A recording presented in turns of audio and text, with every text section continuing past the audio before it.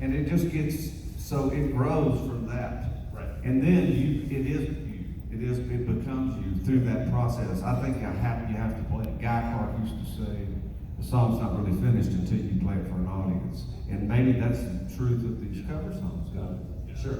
Well, so in that spirit of kind of making it your own and playing it, is there, I think a blues song that we could get everybody here to kind of jump in on? Sure. What would you do? Well, we can do that. I mean, Do it. I mean, do it.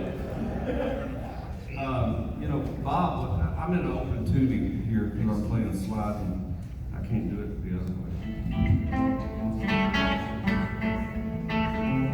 I mean, automatically that gives it doesn't sound like Western Swing now. Right. Yeah, it's in another field. It's all the Robert Johnson stuff coming through.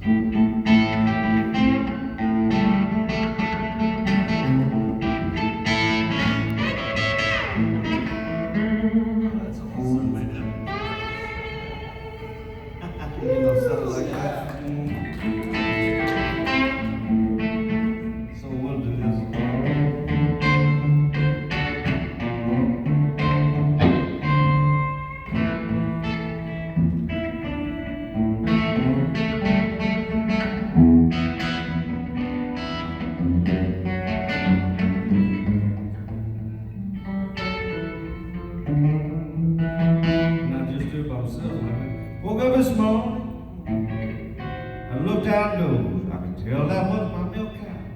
Tell you by the way she looked. I'm not singing the higher things I can't. If you see, please drive her on home.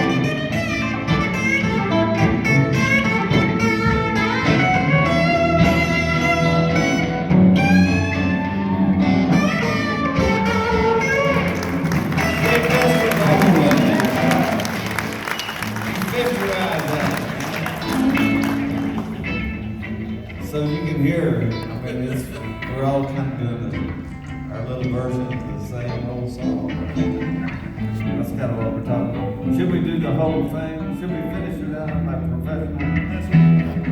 Yes, let's finish it out like professionals. It's got this stop thing in it, so y'all just keep chugging it. I'm everything, baby, to get along with you. I'm gonna tell you what I'm gonna do. Stop this crying, I'm gonna leave you alone. If you don't believe I'm leaving, baby, confident I'm gonna be on me. You're gonna be my love someday. And you're going to be sorry. You treated me this way.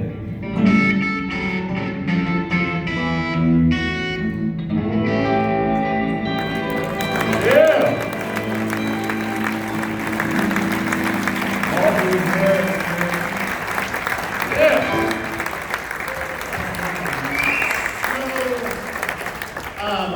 Stig, I'm going to come to you because part of your life is spent as an educator, and I'm wondering what you tell your students about cover songs and how they might approach them. Well, it's a very good question. It's my job. That's professional. How about a big hand for the voice of Guitar Town?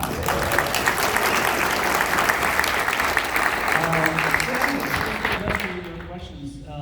Cover songs is, I gotta be honest, I'm stylistically very diverse. I have a background as a rock metal guitar player as a kid. I play classical music, I play jazz, I play all sorts of in-between things. And the one thing that's important about cover songs, or should we say learning material of others, that is important for anybody that is sort of a student of music, whether it be a lifelong student or in a concentrated time period out of college or wherever, it is that learning things from others is the quickest, fastest way to get intimate, familiar with the codes and the vocabulary in that particular genre. So, me myself, as a kid, I would have tribute bands. I remember as a 17, 18-year-old, I would have Van Halen tribute bands and Joe Satriani tribute bands and Kiss tribute bands. Would play Aussie music, and later when I got older, I would do like an entire evening of Pat Metheny music or gypsy jazz, jungle music, and it's I'm pretty sure John Jorgens, who is maybe the greatest musical chameleon in our world, he can surely give more depth to what I'm talking about. But there is no faster way and more important way to sort of become an authentic musician within any genre than to learn covers, and especially learn all the nuanced codes within that genre. Now that being said, something interesting happened as I got a little bit older, is that being all over the place stylistically and having a foot in so many different camps, musical camps, all of a sudden you start realizing that, what if we take this song from this genre and try to see if we can have it make sense, dressed up in a different musical flavor without it having being sort of tacky or so completely out of the, outside of what would be considered respectable in that genre. And that is something that I find to be very, very interesting. Back to what you're talking about, Yeah. cover songs, is if you can find cover songs that you can sort of, even if it's not in the same genre, you can sort of make them your own, then I think really interesting musical new ideas can be presented. Is there an example of that somehow that comes to mind for you? Yeah. Today, if the weather gods are with us, we will play. I will play with the trio. We'll play Gershwin's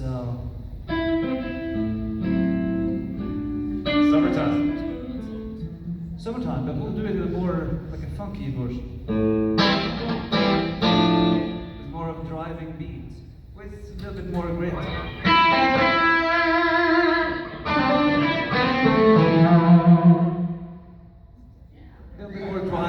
And it somehow seems to work. So that's a good example of a song that wasn't intended to be played in that sort of a setting, but if it works, Sure. I'm not going to argue with the results. Sure. Samantha, so you're well known as a blues guitar player. I think your music goes well beyond that. I think that's somewhat limiting. for you. But in terms of choosing cover songs for you, because so much of the blues idiom, is kind of rooted in a very sort of tried and true experience. How do you approach it? How do you approach covers? I mean, it's a matter of personal preference too. I don't think there's a guideline to it. I mean, really, I start with songs that I feel, that's like, oh, that song touches me, I want to perform it. That's the best place to start, because you're going to get, if you don't like the song or you can't feel the song, your performance isn't going to be genuine. It's not going to move people. So that's a good place to start, songs you love. Or song, I would, for a while, I was like, let's do songs that freak people out, like surprise people. What would be an example of that? I think War Pigs freaked everybody out. We started doing it at blues festivals, and that was kind of, we're in the blues genre, we're playing War Pigs at festivals. I thought it was fun. But people liked it. Some people liked it, some people hated it, but it was just fun to do. It's something that it worked well within my set. And I think,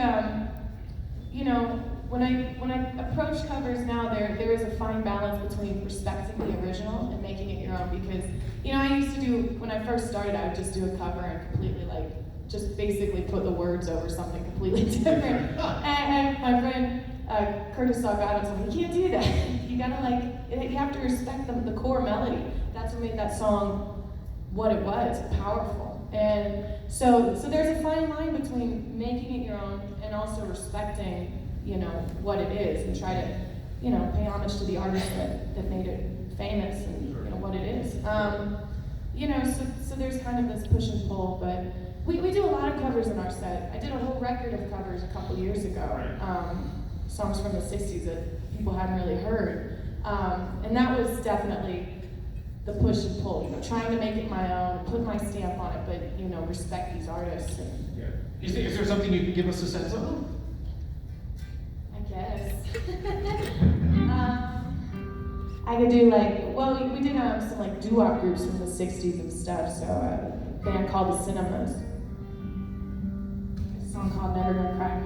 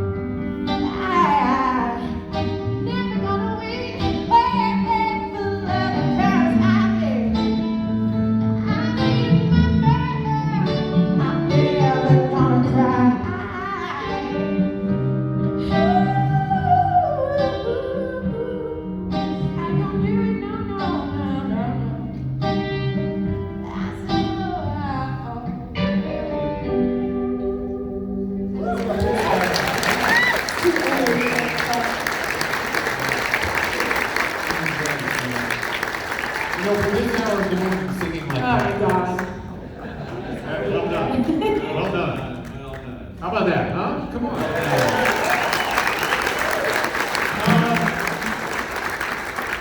No. I mean, everybody on the stage here is a master in one way or another.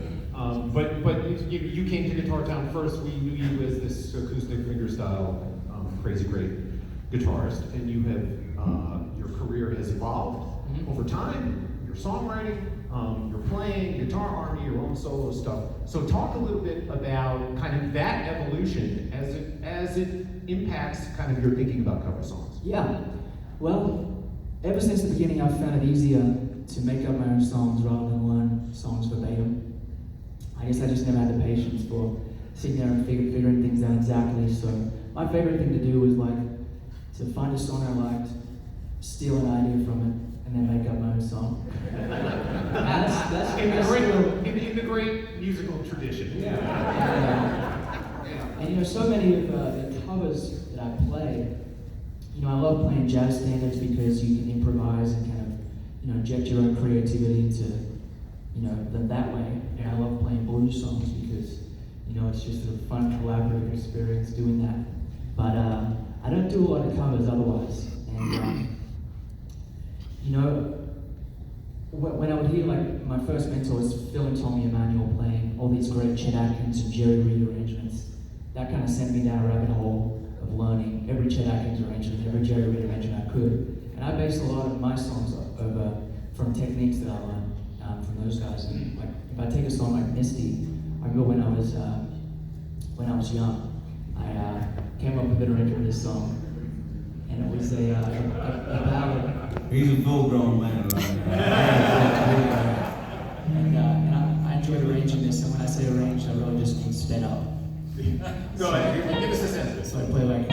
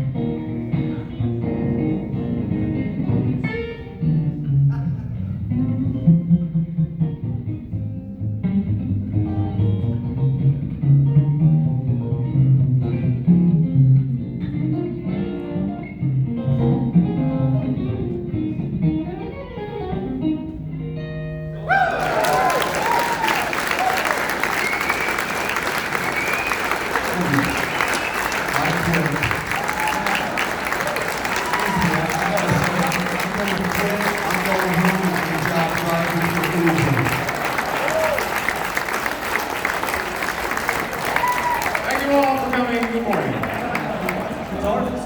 All I can say, Can I just add that, okay, you also chose like the most horrible key for the guitar, E flat. Why did you choose that? Well, You want to torture yourself. yeah, well, you know, when I was growing up in Australia, I didn't have a guitar teacher. You know, we had 2 TV channels and they were both fuzzy.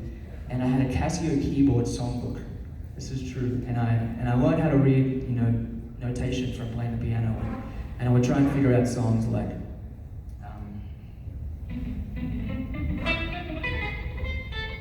so I learned a lot of songs from that Casio keyboard songbook, and I put Misty in the key of E flat, which was the original. And so then I just, you know, I'd learn a bunch of Chet Atkins pieces, and then I thought I'll try and just Chet Atkinsify this song because, you know, my own songs weren't very good at that time. So I got a lot of mileage out of that arrangement, still do. Wow. You know, that may be the best advertisement for the Casio keyboard song ever. Joe's mom is here, and it's just so great to see her face.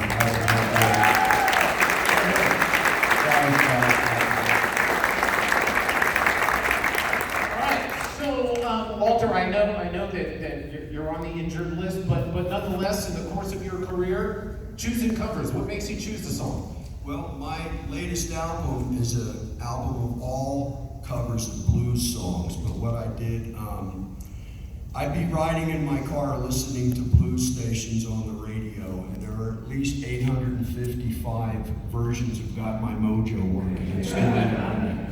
And I thought, the recorded history of this music goes back about 100 years to Charlie Patton, right? And there's this amazing history and catalog, rich history of this music that gets overlooked. So I decided to try to do research and find hidden, forgotten treasures, songs that have been forgotten, maybe never even really heard, but songs that were worthy of being brought back and presented. Yeah. And that's why I did an album of covers. And that's on Survivor's Blues, right? It's Survivor's Blues, and it's because I think the songs survive in their relevance and their beauty and their majesty. Yeah. And I found some amazing stuff that was just forgotten out there. And it was really a labor of love. I've done 28 albums, and I've written 26 of them. The other cover album I did was a tribute to my dear friend, Luther Allison. And after he passed, and he was a mentor of mine, I kept waiting for somebody to do something for the guy, and nobody did. So I took it upon myself to do an album of his tunes and try to pay homage to that magnificent human being that he was. That's fantastic. But